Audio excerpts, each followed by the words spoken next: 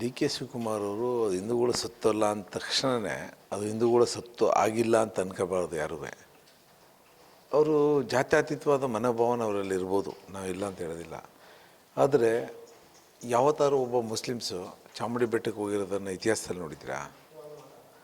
ಯಾಕೆ ಅವ್ರಿಗೆ ಒತ್ತಡ ಏರುವಂಥ ಕೆಲಸವನ್ನು ನೀವು ಮಾಡ್ತೀರಿ? ಮುಸ್ಲಿಮ್ಸು ಮಸೀದಿಗೆ ಹೋಗ್ತಾರೆ, ಕ್ರಿಶ್ಚಿಯನ್ನು ಚರ್ಚ್ಗೆ ಹೋಗ್ತಾರೆ, ನಮ್ಮ ಹಿಂದೂಗಳು ದೇವಾಲಯಕ್ಕೆ ಹೋಗ್ತಾರೆ. ನಿಮ್ಮ ಧಾರ್ಮಿಕ ದತ್ತಿ ಹೆಸರೇ ಹಿಂದೂ ಧಾರ್ಮಿಕ ದತ್ತಿ ಅಂತಿದೆ. ಸರ್ಕಾರದಲ್ಲಿ ಕಿತಾಕಿ ನೋಡೋಣ, ನಿಮ್ಗೆ ಸಾಧ್ಯ ಇದೆಯಾ? ಸಾಧ್ಯ ಇದೆಯಾ? ಧಾರ್ಮಿಕ ದತ್ತಿ ಹೆಸರು ಹಿಂದೂ ಧಾರ್ಮಿಕ ದತ್ತಿ ಅಂತಿದೆ ಇಲಾಖೆ ಹೆಸರು. ಅದರಿಂದ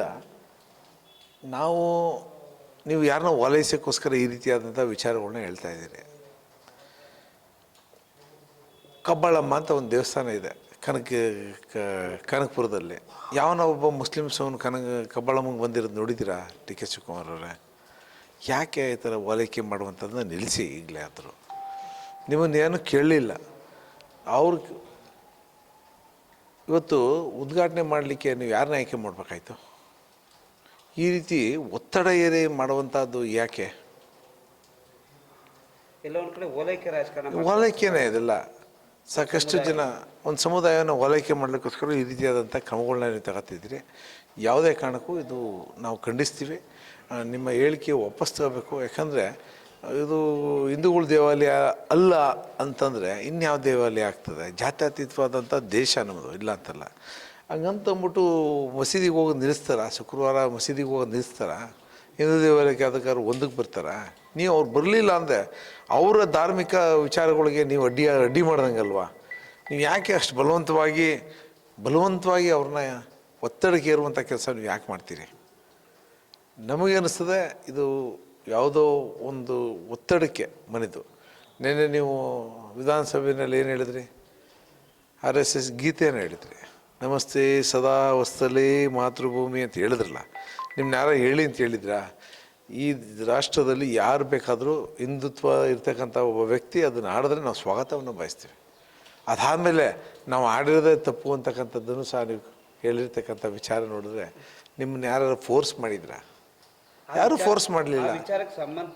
ಅದಕ್ಕೆ ನಿಮ್ಗೆ ಈಗ ಅದಕ್ಕೆ ಮುಚ್ಚಾಕ್ಲಿಕ್ಕೋಸ್ಕರ ಈ ರೀತಿಯಾದಂಥ ಓಲೈಕೆ ಮಾಡುವಂಥ ಕೆಲಸವನ್ನು ಹೇಳಿಕೆ ಕೊಡೋದ್ರ ಮೂಲಕ ನೀವು ಯಾರನ್ನ ಮೆಚ್ಚಿಸೋಕ್ಕೋಸ್ಕರ ಈ ಥರ ಮಾಡ್ತಾಯಿದ್ರಿ ನಮಗೆ ಗೊತ್ತಿಲ್ಲ. ದಯವಿಟ್ಟು ಇದನ್ನು ವಾಪಸ್ ತರಬೇಕು. ಹಿಂದೂ ದೇವಾಲಯನೇ ಚಾಮುಂಡೇಶ್ವರಿ ಬೆಟ್ಟ ಅಂದರೆ ಕೋಟ್ಯಾಂತರ ಭಕ್ತಾದಿಗಳ ಒಂದು ಪುಣ್ಯ ಸ್ಥಳ ಅದು. ಆ ಸ್ಥಳದ ಮಹಿಮೆಯನ್ನು ನಿಮ್ಗೆ ಗೊತ್ತಿಲ್ಲ. ನೀವು ಕನಕಪುರದಲ್ಲಿ ಕಬ್ಬಾಳಮ್ಮ ವಿಚಾರಗಳನ್ನ ತುಂಬ ತಿಳ್ಕೊಂಡಿದ್ದೀರಿ. ಚಾಮುಂಡೇಶ್ವರಿ ವಿಚಾರಗಳನ್ನ ಸಹ ನೀವು ತಿಳ್ಕೋಬೇಕು. ಮೈಸೂರು ಅಳಿಮಯ್ಯ ನೀವು.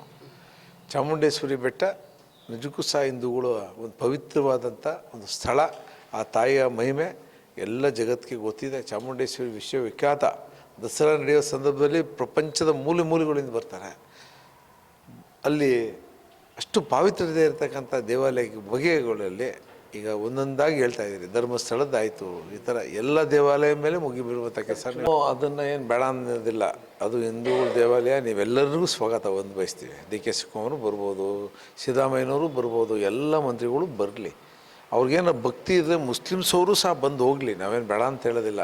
ಅವ್ರಿಗೆ ಭಕ್ತಿ ಇದ್ದರೆ, ಆ ಧರ್ಮದ ಬಗ್ಗೆ ಅಭಿಮಾನ ಇದ್ದರೆ, ಗೌರವ ಇದ್ದರೆ ಅವರು ಸಹ ಬಂದು ಹೋದರೆ ನಾವೇನು ಬೇಡ ಅನ್ನಲ್ಲ. ಚಾಮುಂಡಿ ಬೆಟ್ಟ ಸಾರ್ವಜನಿಕರು ಸತ್ತೆ, ಅದರಲ್ಲೇನು ಇದಲ್ಲ. ಆದರೆ ಹಿಂದೂ ಧರ್ಮವಲ್ಲ, ಅದು ಹಿಂದೂರು ಒಬ್ರದೇ ಅಲ್ಲ ಅಂತ ಹೇಳುವಂಥದ್ದು ಸರಿಯಾದ ಕ್ರಮ ಅಲ್ಲ ಅಂತಕ್ಕಂಥದ್ದು ಈ ಸಂದರ್ಭ.